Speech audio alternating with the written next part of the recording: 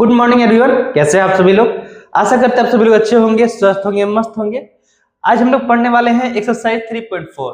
इसके पहले हम लोगों ने एक्सरसाइज 3.3, 3.2 और 3.1 का वन शॉर्ट वीडियो के साथ साथ उस एक्सरसाइज के यानी 3.1, 3.2 और 3.3 के अलग अलग क्वेश्चंस भी किए हुए हैं, जो जिसका वीडियो चैनल पर उपलब्ध है। तो अगर आप अलग अलग क्वेश्चंस का वीडियो देखना चाहते हैं तो अलग अलग देख सकते हैं, और वन शॉट देखना चाहते हैं तो वन शॉट भी है।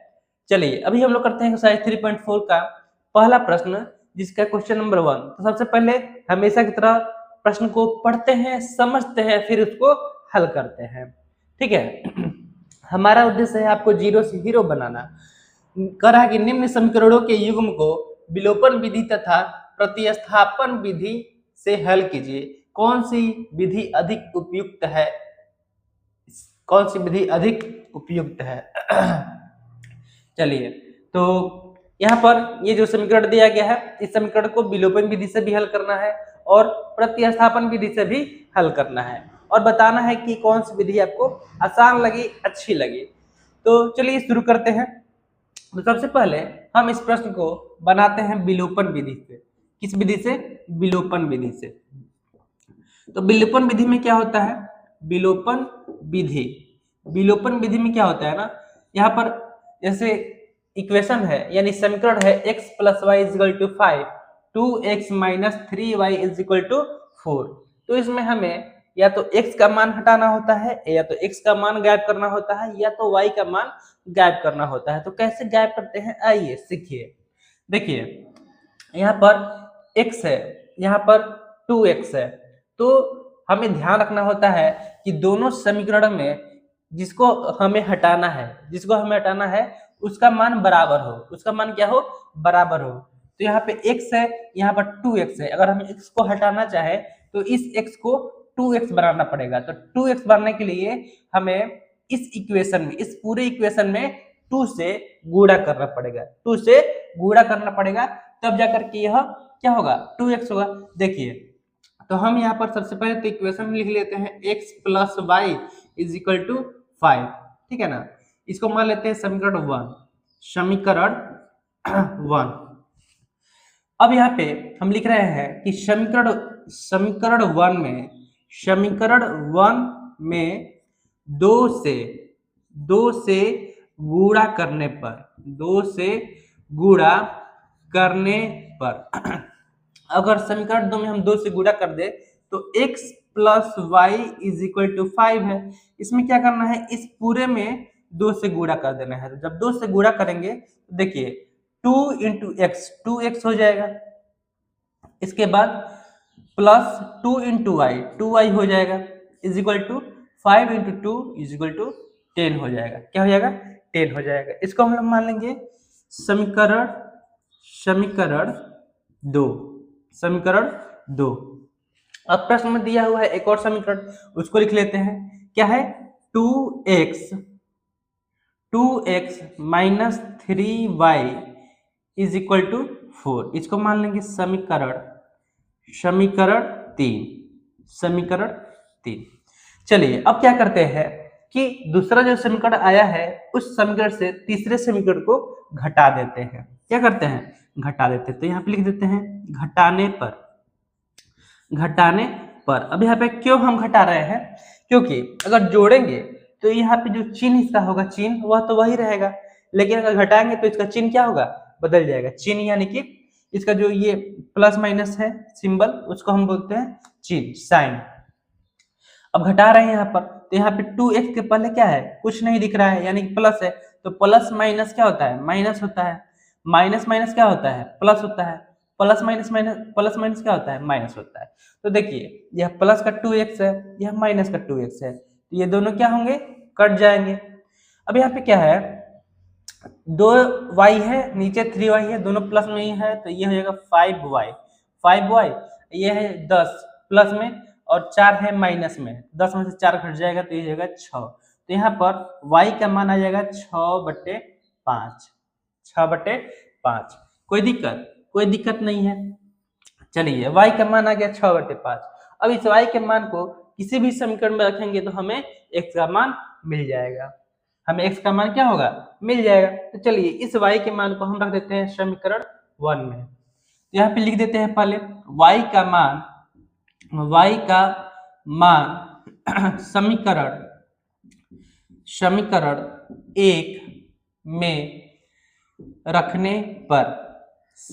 1 में रखने पर तो समीकरण 1 क्या है, x plus y is equal to 5 है, x plus y is equal to 5 है। तो यहाँ पे x y का मान आया है कितना, 6/5 इज इक्वल टू क्या है, 5 है। तो यहाँ पर x बराबर हम लिख सकते हैं 5, इधर प्लस में है उधर जाएगा तो माइनस में, माइनस 6/5। अब देखिए इसको हल करेंगे तो यहाँ इसके नीचे कुछ नहीं है यानी क्या है, 1 है। तो 1 और 5 का एलसीएम क्या हो जाएगा, 5 हो जाएगा। तो 1 से 5 कितने बार में 1 से 5 को अगर हम डिवाइड करेंगे, 1 से अगर हम 5 को डिवाइड करेंगे तो 1 से 5 5 बार में कटेगा। तो इस 5 से हम 5 में गुणा करेंगे तो ये हो जाएगा 50/25 माइनस का माइनस। फिर 5 से जो है 5 वह कितने बार में कट जाएगा, 1 बार में कट जाएगा। तो 6 से 1 में गुणा करेंगे 6 एकम 6, तो ये हो जाएगा 19 में से 6 जाएगा तो 25 में से 6 जाएगा तो 19/5, ठीक है ना। ये आपका मान आ गया किसका, x का, ये आपका मान किसका आ गया, x का। तो इसलिए हल हमारे पास क्या आ गया, x का मान आ गया 19/6 और y का मान आ गया 19/5 है ना जी, 19/5 और y का मान कितना है 6/5। तो इसको हम लोग अभी हल ज्ञात किए हैं किस विधि से, विलोपन विधि से। किस विधि से, विलोपन विधि से।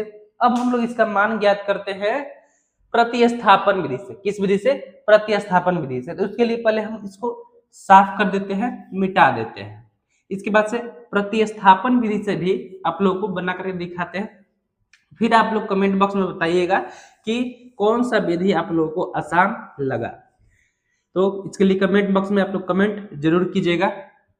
और आप लोगों से प्यारा सा रिक्वेस्ट है कि अगर आप लोग चैनल पर नए हैं, वीडियो आप लोग को अच्छा लग रहा है, समझ में आ रहा है, तो प्लीज चैनल को सब्सक्राइब जरूर करें। यह एक आपका प्यारा सा सपोर्ट हमारे लिए बहुत ही महत्वपूर्ण है, इसलिए चैनल को सब्सक्राइब, लाइक, कमेंट जरूर करें। चलिए अब हम प्रतिस्थापन विधि द्वारा इसका हल ज्ञात करते हैं। प्रतिस्थापन विधि द्वारा तो यहाँ पे इक्वेशन है x plus y is equal to 5, इसको मान लेंगे समीकरण 1। तो देखिए प्रतिस्थापन विधि से हल करने के लिए आप क्या कर सकते हैं, आप कर सकते हैं या तो दोनों में से x का मान निकाल लीजिए या तो दोनों में से y का मान निकाल लीजिए। तो यहाँ पर हम x बराबर क्या लिख सकते हैं, x बराबर हम लिख सकते हैं 5 और इधर y जो है प्लस में इधर जाएगा तो माइनस में, ठीक है ना। इधर y प्लस में इधर जाएगा तो माइनस में, मतलब y को प्रतिस्थापन करेंगे तो ये माइनस में हो जाएगा। तो इसको हम लोग मान लेंगे समीकरण 2, ठीक है ना। चलिए अब दूसरा समीकरण जो प्रश्न दिया गया है, यह दिया गया है क्या 2x minus 3y is equal to 4। इसको भी पहले मान लेते हैं समीकरण 3। अब समीकरण 3 में जब हम x का मान निकालेंगे तो ये आ जाएगा 4 माइनस 3y का प्रतिस्थापन करेंगे, इधर माइनस में उधर जाएगा तो प्लस में, प्लस 3y, ठीक है ना। और 2 जो है इधर x से मल्टीप्लाई कर रहा है, इधर जाएगा तो डिवाइड करेगा। इसको हम लोग मान लेंगे समीकरण 4। कोई भी दिक्कत नहीं होगा। अब यहाँ पे क्या करना है, कुछ नहीं करना है। समीकरण 2 में 4 का मान रख देना है या समीकरण 4 में 2 का मान रख देना है, ठीक है ना। इसका आंसर आसानी से बन जाएगा। तो पहले इसके लिख लेते हैं, जो भी करना है उसको पहले लिख लेना है। तो हम यहाँ पे लिख रहे हैं समीकरण 2 में 4 का मान रखने पर, समीकरण 2 में समीकरण 4 का मान रखने पर तो रख देते हैं, 2 में रखना है 4 का मान, तो ये हो जाएगा 4 plus 3y/2 is equal to 5 minus y। 5 minus y, यही ना है। अब क्या करेंगे इसको, अब इसको हम क्रॉस मल्टीप्लाई कर लेते हैं। क्रॉस मल्टीप्लाई यानी तिरछा तिरछी गुणा, इसके नीचे कुछ नहीं है तो क्या है 1 है, तो ऊपर वाले को नीचे वाले से, नीचे वाले को ऊपर वाले से, ठीक है। तो ये तो ऑलरेडी एक से गुणा होगा तो 4 प्लस 3y हो जाएगा, बराबर में क्या होगा, तो ये हो जाएगा 5 दूना 10 माइनस 2y, 5 दूना 10 माइनस 2y। अब अगर y वाले को हम एक तरफ करें और अचर वाले को एक तरफ करें तो ये हो जाएगा 3y इधर माइनस में है, इधर जाएगा तो प्लस 2y बराबर 10, और ये 4 इधर प्लस में है, उधर जाएगा तो माइनस में, ठीक है ना। तो ये हो जाएगा 5y बराबर 6, तो y का मान आ जाएगा 6/5, 6/5। अब क्या करना है, कुछ नहीं करना है। अब y का मान आप किसी भी समीकरण में रखिएगा तो आपको x का मान मिल जाएगा। तो यहाँ पे हम लिख देते हैं y का मान किस में रखें, 1 में रख देते हैं। y का मान समीकरण 1 में रखने पर, समीकरण 1 में रखने पर, जिसमें आप कहिए उसमें रख देते हैं, 1 में ही रख देते हैं, 1 में रखे 2 में रखे बात वही होगा, ठीक है ना। चलिए तो x y का मान है यहाँ पर x प्लस है ना, x प्लस y का मान है 6/5 बराबर में क्या है 5। तो फिर वही जैसे पिछले में विलोपन में आया था सेम उसी तरह आ गया है 5 माइनस 6/5, ठीक है। अब इसको फिर से एलसीएम निकालेंगे तो 5 5 25 माइनस 6, तो ये आ जाएगा 19/5, ठीक है ना। तो यहाँ पर भी x का मान कितना आया है 19/5 और y का मान आया है कितना 6/5। ये आपका उत्तर हो गया, ये आपका उत्तर हो गया। तो दोनों विधि से हमने हल किया, यहाँ पर विलोपन विधि से भी हल किया और प्रतिस्थापन विधि से भी हल किया। अब प्लीज आप लोग कमेंट बॉक्स में कमेंट करके बताइए कि कौन सा विधि आसान है, विलोपन विधि आसान है या प्रतिस्थापन विधि आसान है या दोनों विधि आसान है। मेरे हिसाब से तो दोनों विधि ही आसान है, ठीक है ना। आप लोग अपना राय कमेंट बॉक्स में जरूर दें, प्लीज बताएं विलोपन विधि आसान है या क्या प्रतिस्थापन विधि आसान है। अब हम देखते हैं इसका क्वेश्चन नंबर 2। हाँ तो दोस्तों अब हम देखते हैं एक्सरसाइज 3.4 का पहला का दूसरा प्रश्न। तो इसमें अब आप लोग बताइए कि इसमें हम x को गायब करें। सबसे पहले तो इसको विलोपन विधि से हल करते हैं। तो विलोपन विधि से हल करने के लिए किसी एक को गायब करना पड़ता है, या तो x के मान को गायब करना पड़ता है या तो y के मान को गायब करना पड़ता है। तो इसमें आप लोग बताएं कि x का मान गायब करें या फिर y का मान गायब करें, तो आसान क्या लग रहा है। तो x का मान गायब करके तो बहुत सारे वीडियो बने हुए हैं। हम एक काम करते हैं, इसमें हम y का मान गायब करते हैं। किसका, y का मान गायब करते हैं। चलिए यहाँ पे हम इसको मान लेते हैं यहीं पर समीकरण 1 और इसको यहीं पर मान लेते हैं समीकरण 2, ठीक है ना बाबू। तो देखिए हल किस विधि से कर रहे हैं, विलोपन विधि से कर रहे हैं। किस विधि से, विलोपन विधि से। तो यहाँ पर देखिए अब बताइए कि समीकरण 2 में हम किस चीज से मल्टीप्लाई करें कि यह प्लस 4y हो जाए। तो यहाँ पे -2y है, इसको प्लस 4y बनाना है, तो इसको हम इसमें हमें -2 से गुणा करना पड़ेगा। किससे, -2 से गुणा करना पड़ेगा। तो हम यहाँ पे लिख रहे हैं समीकरण 2 में -2 से गुणा करने पर, ठीक है। तो यह है 2x - 2y = 2, इसमें मल्टीप्लाई करना है -2 से।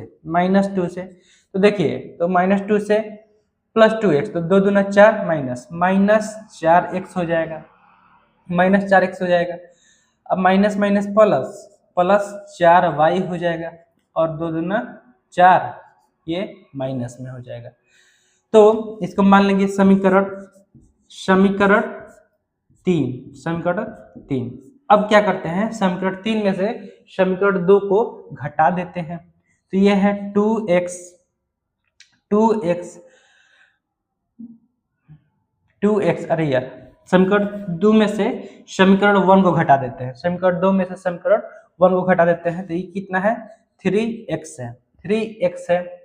इसके बाद से प्लस 4y है, प्लस 4y है इज इक्वल टू 10 है, कितना है 10 है। तो अब देखिए यहाँ पे लिख देते हैं घटाने पर, घटाने पर। तो जब हम घटाएंगे तो यहाँ पे इसके आगे कुछ नहीं दिख रहा है, यानी कि प्लस है तो प्लस माइनस माइनस हो जाएगा, प्लस माइनस माइनस हो जाएगा, प्लस माइनस माइनस हो जाएगा। तो माइनस और माइनस, तो ये माइनस 4x है, माइनस 3x है, तो जुट जाएगा 7x, माइनस का चिन्ह रह जाएगा और ये दोनों खत्म हो जाएगा।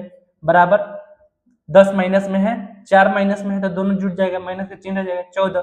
तो x बराबर यहाँ पे आ गया 7 से 14, माइनस से माइनस 2 बार में। तो x का मान यहाँ पर आ गया 2, x का मान क्या आ गया 2 आ गया। अब x का मान हम किसी भी समीकरण में रखेंगे तो हमें क्या मिल जाएगा, y का मान मिल जाएगा।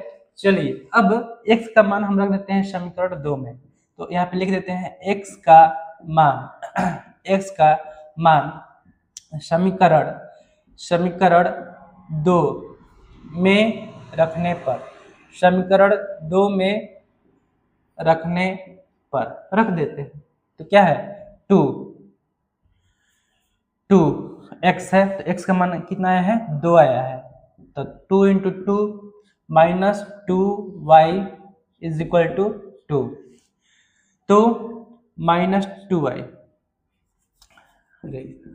4 minus 2y is equal to 2, तो minus 2y is equal to 2 minus, इधर प्लस में उधर जाएगा तो माइनस में माइनस 4, तो minus 2y is equal to minus 2, तो y is equal to minus 2 by minus 2, तो एक बार में, तो y का मान कितना आ गया 1 आ गया, y का मान कितना आ गया 1 आ गया। तो हम लिख सकते हैं अतः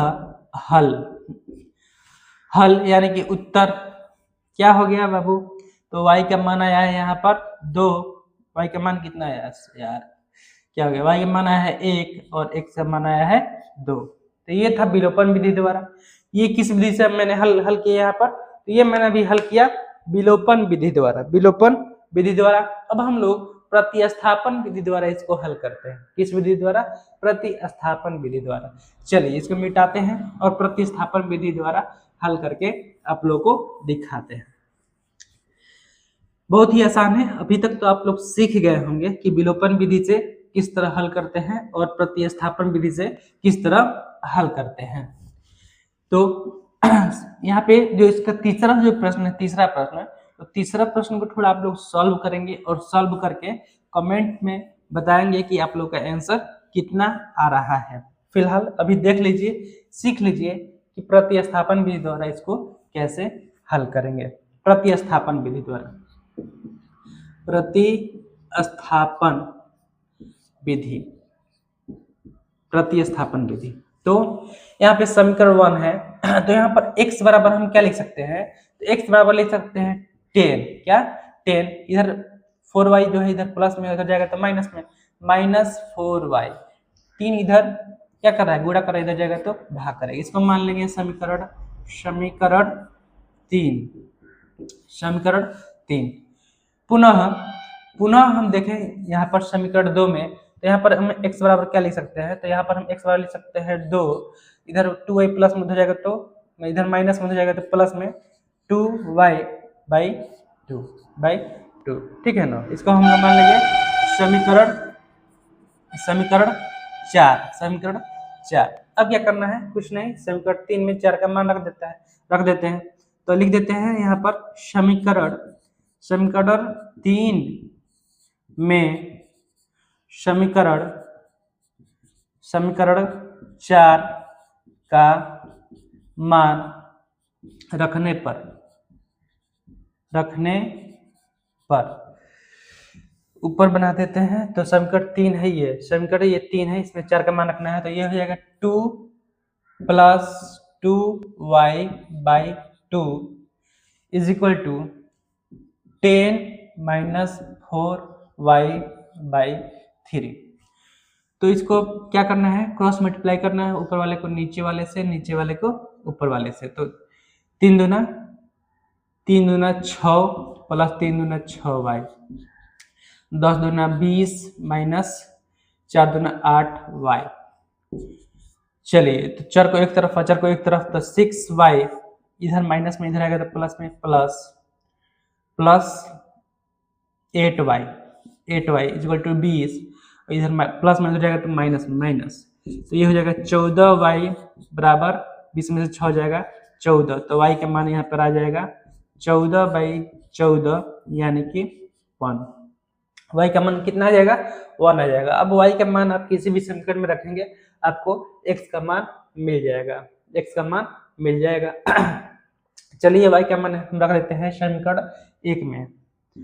y का मान समीकरण 1 में रखने पर, समीकरण 1 में रखें इसको, तो ये क्या है 3x प्लस 4, y का मान है 1 इज इक्वल टू 10। तो देखिए तो ये हो जाएगा 3x plus 4 is equal to 10, तो 3x इज इक्वल टू 10, इधर प्लस में हो जाएगा तो माइनस में -4, तो 3x इज इक्वल टू 6, तो x बराबर 6/3 यानी कि 2 आ जाएगा।